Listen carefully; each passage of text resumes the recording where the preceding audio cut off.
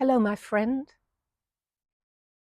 You know, you need to always be prepared for adversity because sooner or later it will come.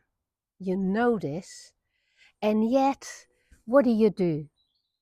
You keep yourself hoping for the good times and you keep turning away from the difficulties and you keep trying to distract yourself from anything that reminds you of your bad conscience, of things you still have to do, like your tax return, for instance, not looking at anybody here.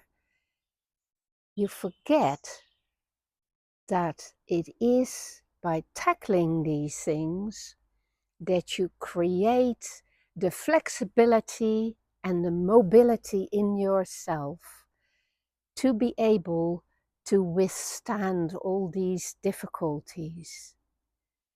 And your difficulties are relatively small, my friend, compared to the people who live in countries where floods have taken out their entire house and their livelihood and their safety, and they don't know where their next meal is going to come from. So having a place to live, having food on the table, even if it's very little, and having a dog digging in your garden are extremely luxurious, fortunate things to be able to count as your blessings. But my friend, when it gets that good, you want it even better, don't you?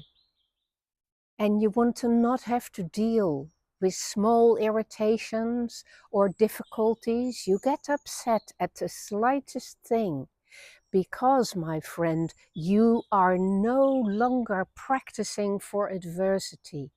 You are no longer keeping those muscles, those moral muscles, those emotional muscles in good shape.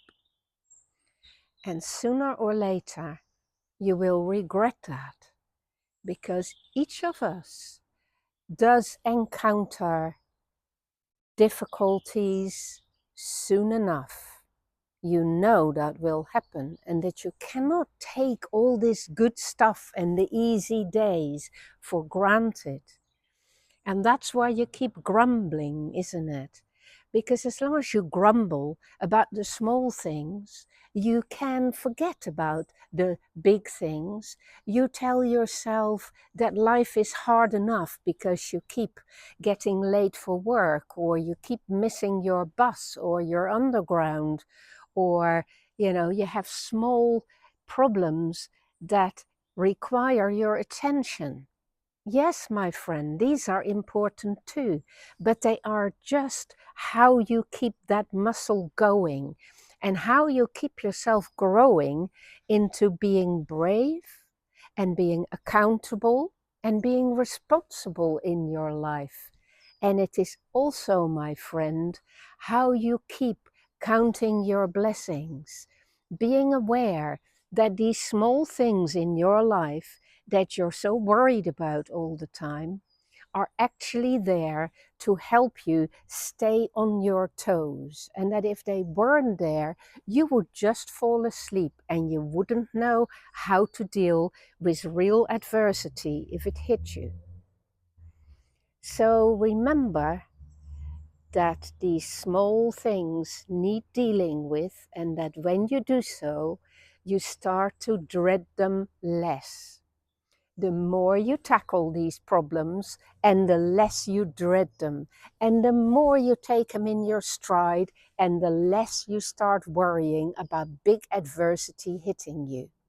And that is how you need to do it. And then when big adversity does hit you, then you know you can trust yourself to face the music and to deal with it, which you will, my friend, if you're on this path of becoming more existentially courageous.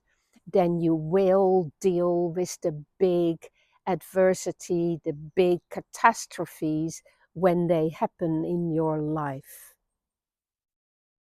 I hope you are building this kind of resilience in yourself. And I hope it is helping you also appreciating all the good stuff in your life and allowing yourself to be grateful for it and to have with you the feeling that all in all, it is a good life you're living because you're not in danger of your life most of the time, and you have a roof over your head, and you will be eating today and tomorrow. And if you don't, there is usually a net, a social net to catch you and help you out. So you're extremely fortunate, my friend, because that is not how most people who have lived on this earth have lived their lives. They've had it much, much harder than that. So don't fall asleep. Keep testing yourself. Keep challenging yourself and keep meeting those challenges in good cheer. And be grateful for the good you find on your path every single day of your life